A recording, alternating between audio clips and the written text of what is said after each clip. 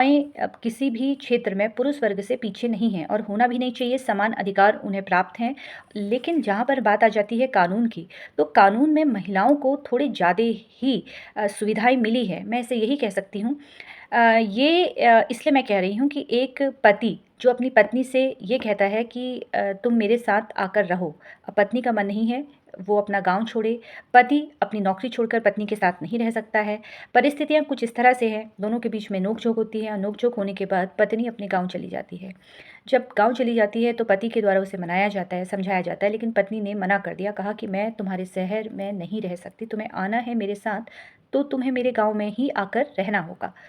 अब जब पति ने उससे कहा कि मैं तो नहीं आ सकता हूँ, तो ऐसी अवस्था में पत्नी ने अपने पति के ऊपर केस करना शुरू कर दिया, मेंटेनेंस का केस और अन्य केस उसने किए उस गाँव से, जहाँ वो रहती है, जिस ज़िले में वो रह रही है। पति जो उससे 1000 किलोमीटर दूर है, अब वो व्यक्ति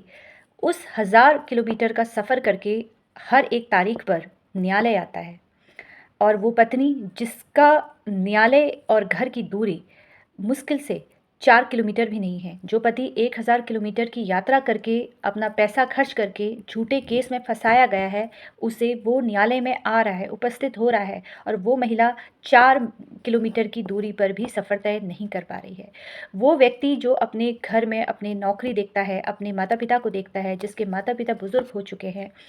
वो उतना लंबा सफ़र करके हर केस में वहाँ उपस्थित हो रहा है और मैडम उनकी वो उपस्थित ही नहीं होती हैं। आरोप भी झूठे आप लगा रही हैं, दूरी भी आपकी कम है, उसके बावजूद आप तारीखों पे नहीं आती हैं। अगर आपने किसी पे लगाए हैं आरोप, तो आप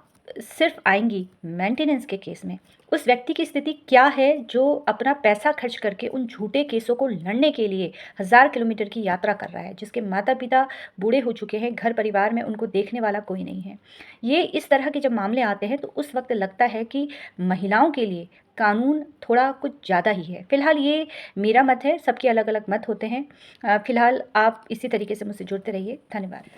कभी इस तरह की परिस्थितियों का भी आपको सामना करना पड़ सकता है या आप में से कितने लोग ऐसी परिस्थिति का सामना कर रहे होंगे जहां पर आपका विवाह हुआ है और विवाह को अभी ज़्यादा समय नहीं हुआ है, 2 महीने या 6 महीने हुए हैं। अब इस बीच में पति पत्नी के बीच में आपसी मतभेद शुरू हो गए हैं या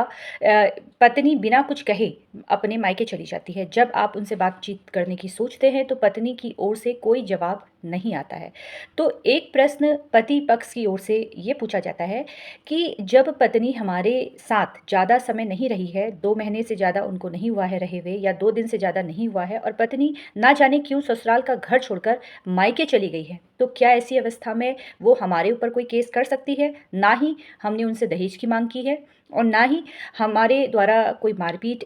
उनके साथ की गई है, तो क्या ऐसी अवस्था में लड़की मेंटेनेंस की डिमांड कर सकती है या कोई झूठा आरोप लगा सकती है? तो देखिए इसका सीधा-सा आंसर है कि अगर आपके विवाह को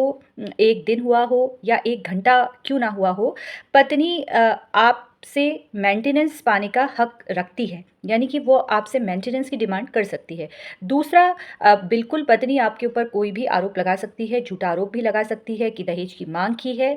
अब जब पत्नी अपने पति का घर छोड़कर मायके जा रही है, तो वहाँ से आप ये सोच के मत बैठिए कि पत्नी कोई आपके ऊपर कोई आरोप नहीं लगाएगी। पहले तो आपको उन्हें मनाने की कोशिश करनी है, कारण समझिए कि क्या मामला है, किस वजह से वो आपका घर छोड़ के गई है और ये सोच के बैठना कि नहीं हमने कोई दहेज की माँग नहीं की है या हमने कोई मारपीट नहीं की है, तो लड़की हमारे ऊपर कोई भी आरोप नहीं लगा सकती है। लड़की पूरा लगा सकती है। फ़िलहाल आपके पास एविडेंस होनी चाहिए अपनी बात को साबित करने के लिए। फ़िलहाल किसी भी प्रकार से कानूनी जानकारी आपको मुझसे चाहिए तो आप मुझे मैसेज कर सकते हैं, जब भी समय होगा उसका उत्तर मैं आपको अवश्य दूँगी। धन्यवाद।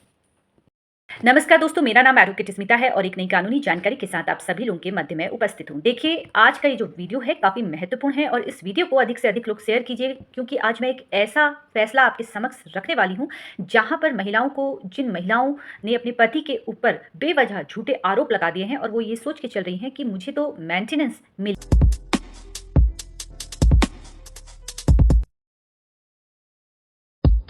जहाँ पर अपने पति के ऊपर वो दबाव बना रही हैं कि अगर मैंने तुम्हारा घर छोड़ दिया, उसके बावजूद भी तुम्हें मेंटेनेंस मुझे देना पड़ेगा। क्योंकि कोर्ट की ओर से साफ तौर पर बोला गया है कि देखिए, अगर आप बिना किसी कारण के अपने पति का घर छोड़ देती हैं, जहाँ पर कोई अपराध कारित नहीं किया गया है पति के द्वारा, आप अपने बच्चों को छोड़ देती हैं और आप किसी अन्य व्यक्ति के साथ रह रही हैं या मायके में रह रही हैं, जहाँ पर आप विवाह को बचाने की कोशिश नहीं कर रही हैं, तो ऐसी अवस्था में भरण-पोषण जो है, वो पत्नियों के लिए काम से बचने का कोई साधन नहीं है। जहाँ पर धारा 125 की बात की गई है, ये बात की है पंजाब हरियाणा हाईकोर्ट की तरफ से, जहाँ पर ये कहा है कि धारा 125 सीआरपीसी सक्षम पत्नियों के लिए काम से बचने का साधन नहीं है। जी हाँ दोस्तों, एक ऐसा ही मामला आया है पंजाब हरियाणा हाईकोर्ट में, जहाँ पर ये जो शब्द थे, ये वहाँ पर कहे गए कि ये जो सक्षम पत्नियां हैं, जो ये सोच रही हैं कि वो बहुत आसानी से पतियों से पैसा वसूल लेंगी, तो आपको मैं बता दूं कि धारा 125 सीआरपीसी सक्षम पत्नियों के लिए काम से बचने का साधन नहीं है। देखिए, हुआ क्या कि एक पत्नी ने अपने पति का घर छोड़ा, बेवजह उसने अपना घर छोड़ा, अपने बच्चों को भी उसने छोड़ दिया और वहां पर उसने सीआरपीसी के सेक्शन 125 के तहत अपने पति के ऊपर मेंटेनेंस का केस किया। मेंटेनेंस का केस जब किया तो वहाँ पर पत्नी ने जब अपनी बात न्यायालय में रखी, तो न्यायालय में ये देखा गया कि पत्नी को अपने पति के जीवन में दोबारा प्रवेश करने में कोई भी वो पहल नहीं कर रही है। जहाँ पर नाबालिग बच्चों की कस्टडी को लेकर भी पत्नी ने कोई भी काम नहीं किया है, जहाँ पर वो ये नहीं चाहती है कि बच्चे भी उसके साथ रहे और सिर्फ उसका मकसद सिर्फ पति से पैसा लेना है, जो ये बात उसके द्वारा कही गई थी कि उसे अपने पति से भरण-पोषण की माँग रखी थी। पारिवारिक न्यायालय ने जब ये सारी चीज़ें देखी, तो वहाँ पर उस महिला की भरण-पोषण की याचिका खारिज कर दी गई, जहाँ पर ये पाया गया कि महिला इस विवाह को बचाने की कोई कोशिश नहीं कर रही है, बच्चों से लेकर कस्टडी के लिए कोई फाइट नहीं कर रही है और बेवजह अपने पति से अलग हो रही है। तो ऐसी अवस्था में पारिवारिक न्यायालय ने उस मेंटेनेंस की याचिका को खारिज कर दी। अब जो महिला है वो हाईकोर्ट पहुंची, तो हाईकोर्ट ने भी पारिवारिक जो फैसला आया है उसको ऐसे ही रखा। तब कोर्ट की ओर से कहा कि देखिए, जहाँ पर आप ये सोच रही हैं कि ये जो परिस्थितियां हैं, इस तरह की जो परिस्थितियां हैं, इन परिस्थितियों को देखकर ऐसा लग रहा है कि याचिकाकर्ता की प्राथमिक जिम्मेदारी है कि वो रोजगार की तलाश करे, ना कि पति पर निर्भर करे रहे। आपको अपना स्वयं ही भरण पोषण करना है, आपको रोजगार की तलाश के लिए काम करना है, ना कि पति पर निर्भर होना है। जहाँ पर आप स्वयं अपना घर छोड़ के जा रही हैं, यहाँ पर कोर्ट ने साफ तौर पर बोला कि देखिए, ऐसी पत्नियों को बिल्कुल भी मेंटेनेंस नहीं मिलेगा जो अपने पति का घर छोड़कर अलग रह रही है, कोई कारण नहीं है, बच्चों की देखभाल नहीं कर रही है और कोई भी उसके द्वारा कोशिश नहीं की जा रही है। तो ध्यान रखिए, ये जो वीडियो है उन महिलाओं तक आप अवश्य पहुंचाइए जो बेवजह अपना घर छोड़कर चली जाती है, अपने बच्चों को छोड़कर चली जाती है और कारण होता है पति से मेंटेनेंस प्राप्ति का रास्ता जो है वो कोर्ट की ओर लेके जाता है इनको, कि अगर हम कोर्ट में केस करेंगे, पति से भरण पोषण की मांग करेंगे, तो उन तक ये वीडियो अवश्य पहुंचाइएगा। उनको ये बताइएगा कि देखिए, अगर आप गृहस्थ आश्रम में रह रही हैं तो अच्छे से निभाइए। अगर आप स्वयं अपने पति के साथ नहीं रहना चाहती हैं, जहाँ पर पति ने कोई अपराध कारित नहीं किया गया है, तो ऐसी महिलाओं को बिल्कुल भी मेंटेनेंस नहीं मिलने वाला है। फिलहाल कानूनी जानकारी प्राप्त करने के लिए इसी तरीके से आप लोगों से जुड़ते रहिए। धन्यवाद।